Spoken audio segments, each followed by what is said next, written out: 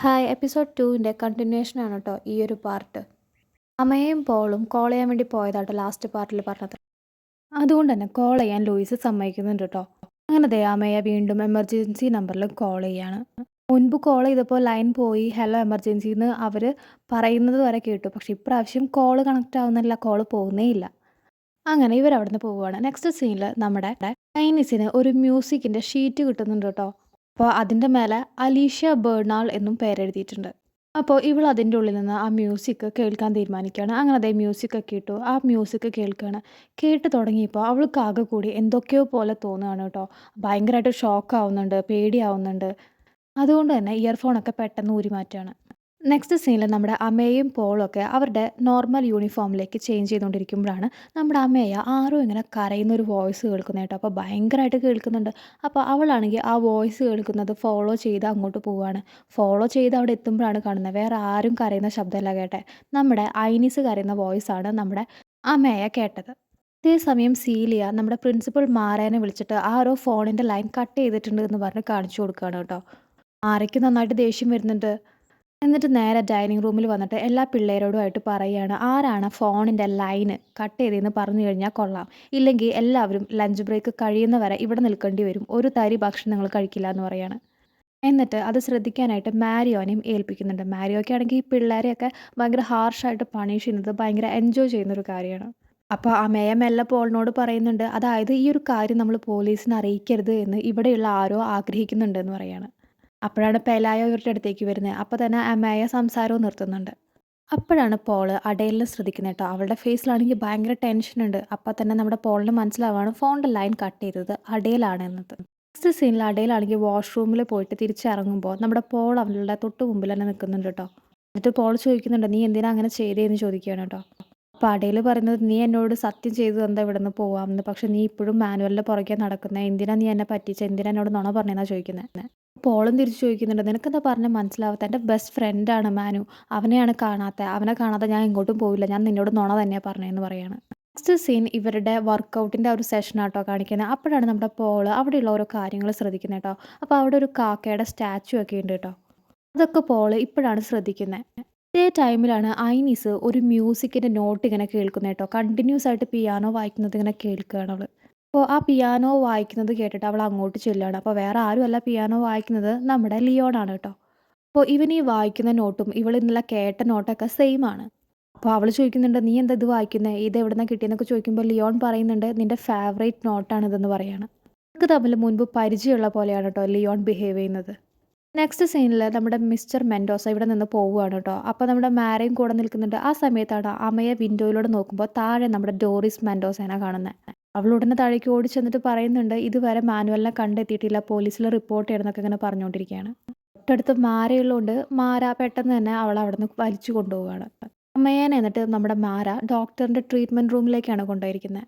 എന്നിട്ട് മാര പറയുന്നുണ്ട്, ശരിക്കും പറഞ്ഞു കഴിഞ്ഞാൽ നിൻ്റെ കൂടെ മാനുവൽ വന്നത്, നിൻ്റെ കൂടെ ഇരിക്കുമ്പോഴാണ് കാണാതെയായത്, സത്യം പറഞ്ഞു കഴിഞ്ഞാൽ നീ ജയിലിൽ പോകേണ്ട അവസ്ഥയാണെന്നാണ് പറയുന്നത്, ജയിലിലൊന്നും പോവാതെ ഇവിടെ നിൽക്കുന്നതേ നിൻ്റെ ഭാഗ്യമാണെന്നാണ് മാര പറയുന്നത്. എന്നിട്ട് മാര നമ്മുടെ അമ്മയുടെ 2 ചെവിയിൽ നിന്നും ഹിയറിംഗ് എയ്ഡ്സ് എടുത്ത് മാറ്റുകയാണ് കേട്ടോ. അതായത് കാര്യം അറിയുന്നില്ല, നമ്മുടെ അമ്മയ്ക്ക് 2 ചെവിയും കേൾക്കില്ല. ഈ ഹിയറിംഗ് എയ്ഡ്സ് ഉള്ളതുകൊണ്ടാണ് അവൾ കേൾക്കുന്നത്. നേരത്തെ കാണിച്ച ആ ഒരു ഇതിനുള്ള ശിക്ഷയാണ് അവളുടെ ഹിയറിംഗ് എയ്ഡ്സ് ഊരി മാറ്റുന്നത്. എന്നിട്ട് എന്തോ ഇവളോട് പറയുന്നുണ്ട്, അത് ഇവൾക്ക് കേൾക്കാൻ പറ്റുന്നില്ലല്ലോ. നെക്സ്റ്റ് സീനിൽ നമ്മുടെ അഡേലിനെ ആട്ടോ കാണിക്കുന്നത്. അഡേലാണെങ്കിൽ അൽബയ്ക്ക് ട്യൂഷൻ എടുക്കാനായിട്ട് വന്നിരിക്കുകയാണ്. അപ്പോൾ അൽബയ്ക്ക് പഠിപ്പിച്ചു കൊടുക്കുന്നതിൻ്റെ ഇടയിൽ അവളുടെ കണ്ണുനീര് ഇങ്ങനെ വരുന്നുണ്ട് കേട്ടോ. അപ്പോൾ അത് കണ്ടിട്ട് അൽബ ചോദിക്കുക എന്താണെന്നൊക്കെ ചോദിക്കുന്നുണ്ട്. അഡേൽ പെട്ടെന്ന് തന്നെ കണ്ണൊക്കെ തുടയ്ക്കുന്നുണ്ട്. എന്നിട്ട് ചോദിക്കുന്നുണ്ട്, എനിക്കൊരു ഹെൽപ്പ് ചെയ്ത് തരുമോ എന്ന് ചോദിക്കുകയാണ് കേട്ടോ അൽബേനോട്.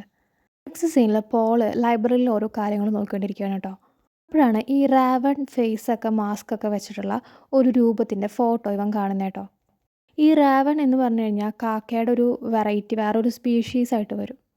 ഈ ഒരു ഫോട്ടോയിൽ ചെറിയ ഡീറ്റെയിൽസും ഇതിൻ്റെ എഴുതിയിട്ടുണ്ട്. അങ്ങോട്ടേക്ക് അമ്മയും കുറച്ച് കഴിയുമ്പോൾ വരുന്നുണ്ട് കേട്ടോ.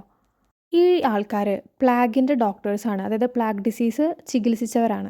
മാത്രമല്ല ഒരു സീക്രട്ട് സൊസൈറ്റി ഉണ്ട്, അത് റാവൻസ് നെസ്റ്റ് എന്നാണ് പേര്. അങ്ങനെ കുറേ കുഞ്ഞു കുഞ്ഞു ഡീറ്റെയിൽസൊക്കെ ഈ ഒരു ഫോട്ടോയുടെ താഴെ എഴുതിയിട്ടുണ്ടായിരുന്നു കേട്ടോ.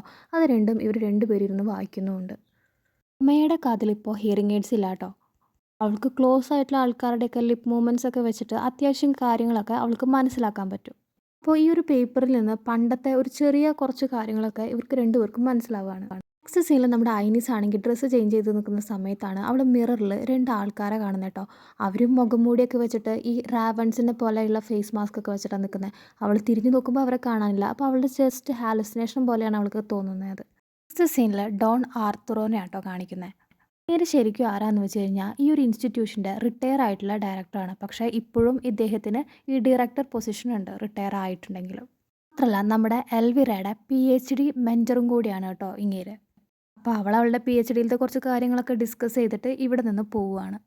ഇങ്ങേരുടെ ഓഫീസ് ഈ മൊണാസ്ട്രിയുടെ ഉള്ളിലാണ്. മൊണാസ്ട്രിയുടെ ഉള്ളിലേക്ക് പുറത്തുനിന്ന് സ്റ്റുഡൻസിനൊന്നും എൻട്രി ഇല്ല.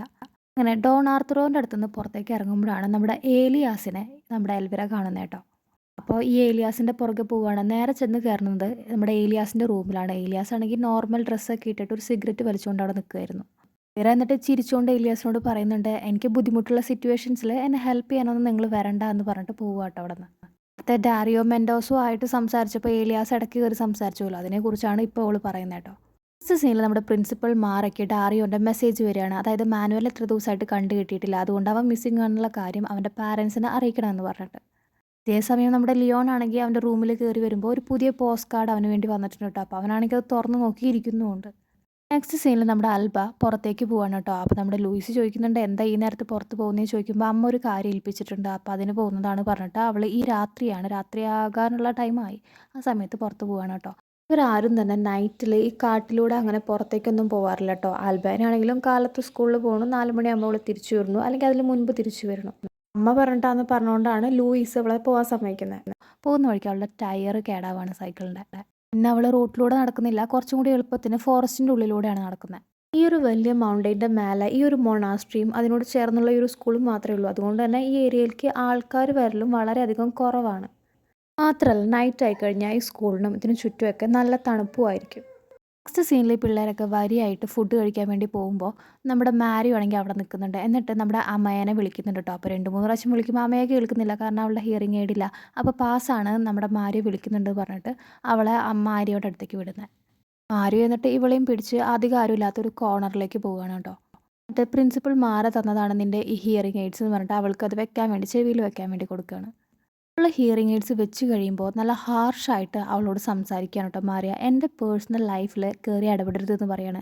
അതായത് നേരത്തെ ലൂയിസിനൊന്ന് വരട്ടി വെച്ചില്ലേ കിച്ചണിൽ വെച്ചിട്ട്, ആ കാര്യമാണ് പറയുന്നത്. ഇനി ഇതുപോലെ ഉണ്ടായിക്കഴിഞ്ഞാൽ ഇങ്ങനെ ആയിരിക്കില്ല ഞാൻ സംസാരിക്കുക എന്ന് പറഞ്ഞിട്ട് ഭയങ്കര റൂഡായിട്ട് തന്നെ അവളോട് സംസാരിച്ചിട്ട് അവിടെ നിന്ന് പോവുകയാണ് കേട്ടോ. അമ്മയാണെങ്കിൽ പേടിച്ചിട്ട് അവിടെ ഇരുന്ന് കരയുകയാണ്, ഒരുപാട് കരയുന്നുണ്ട് അവൾ പേടിച്ചിട്ട്. ലൂയിസിന് അമ്മയെ ഭീഷണിപ്പെടുത്തിയ കാര്യം ലൂയിസിൻ്റെ ബോയ് ഫ്രണ്ടായ മാരിയോനോട് പറഞ്ഞിട്ടുണ്ട്. അതുകൊണ്ടാണ് ഇപ്പോൾ ഇങ്ങനെയൊക്കെ ഉണ്ടായത്. നെക്സ്റ്റ് സീനിൽ നമ്മുടെ ലൂയിസ് കിച്ചണിലേക്ക് വരുമ്പോൾ സീലിയ ചോദിക്കുന്നുണ്ട്, അല്ലടാ നീ അൽബേനെ കണ്ടോ എന്ന് ചോദിക്കാനുണ്ട്. അപ്പോൾ ലൂയിസ് പറയുന്നുണ്ട്, അവൾ കുറച്ച് നേരത്തെ നിങ്ങൾ വിട്ടതാന്ന് പറഞ്ഞിട്ട് പുറത്തേക്ക് പോയല്ലോ എന്ന് പറയാണ്. ഇത് കേട്ട് ഷോക്കായിട്ട് സീലിയ പെട്ടെന്ന് തന്നെ എനിക്ക് വേഗം അൽബേനെ കണ്ടുപിടിക്കണം എന്ന് പറഞ്ഞിട്ട് അവിടെ നിന്ന് എഴുന്നേറ്റ് പോവുകയാണ് കേട്ടോ. എഴുന്നേറ്റ് പോവുകയല്ല, ഓടി പോവുകയാണ്.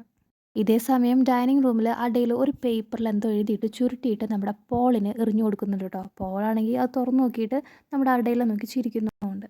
അപ്പോൾ കാര്യം എന്താണെന്ന് വെച്ച് കഴിഞ്ഞാൽ നമ്മുടെ മാനുവലിൻ്റെ മിസ്സിംഗ് കേസ് ഇതുവരെ പോലീസിൻ്റെ അടുത്ത് റിപ്പോർട്ട് ചെയ്തിട്ടില്ല. അപ്പോൾ അതിന് വേണ്ടിയിട്ടാണ് പോളും അമ്മയും ട്രൈ ചെയ്തുകൊണ്ടിരിക്കുന്നത്.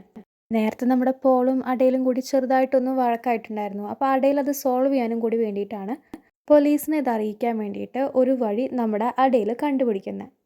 പോലീസിനെ അറിയിക്കാനുള്ള ഈ ഒരു വഴിയാണ് നേരത്തെ അടയിൽ ഒരു പേപ്പറിൽ എഴുതിയിട്ട് നമ്മുടെ പോളിന് എറിഞ്ഞു കൊടുത്തത്. നമ്മളാണ് മാരു തിരിച്ച് അങ്ങോട്ട് വരുന്നത് കേട്ടോ. ഉടനെ തന്നെ നമ്മുടെ പോൾ എഴുന്നേറ്റ് വേറെ 2 ടീച്ചേഴ്സിനോട് പെർമിഷൻ വാങ്ങി പുറത്തേക്ക് പോവാണ് കേട്ടോ. അവൻ ശരിക്കും അമ്മേനെ നോക്കാൻ വേണ്ടിയിട്ടാണ് പോകുന്നത്. അങ്ങനെ പോകുന്ന സമയത്താണ് അവൻ നമ്മുടെ അമ്മയെ ഓടി കിച്ചണിൻ്റെ ആ ഒരു ഏരിയയ്ക്ക് പോകുന്ന കാണുന്നത്.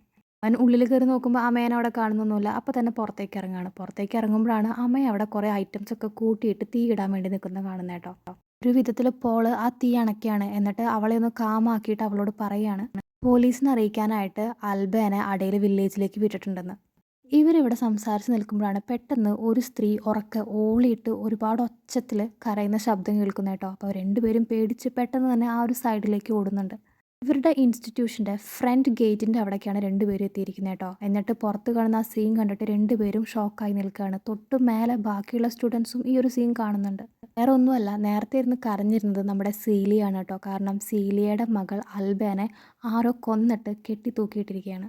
അവളുടെ കണ്ണിൻ്റെ ആ ഒരു ഏരിയയിൽ നിന്നൊക്കെ ബ്ലഡ് ഇങ്ങനെ ഒലിച്ചിറങ്ങുന്നുണ്ട്. കണ്ണിൻ്റെ ആ ഒരു പൊസിഷനിൽ വേറൊരു ക്ലോത്ത് കൊണ്ട് തുണി കെട്ടി വെച്ചിരിക്കുകയാണ്. അപ്പോൾ ദേ മരിച്ചു കിടക്കുന്ന അൽബനെ കാണിച്ചുകൊണ്ടാണ് ഈ ഒരു എപ്പിസോഡ് എൻഡ് ആവുന്നത്. അൽബ എങ്ങനെയാണ് മരിച്ചത്, എന്തിനാ മരിച്ചത്, ആരാ കൊന്നേ, അങ്ങനെയുള്ള കാര്യങ്ങളൊക്കെ ഇനിയുള്ള എപ്പിസോഡ്സിലായിട്ട് നമുക്ക് കാണാം.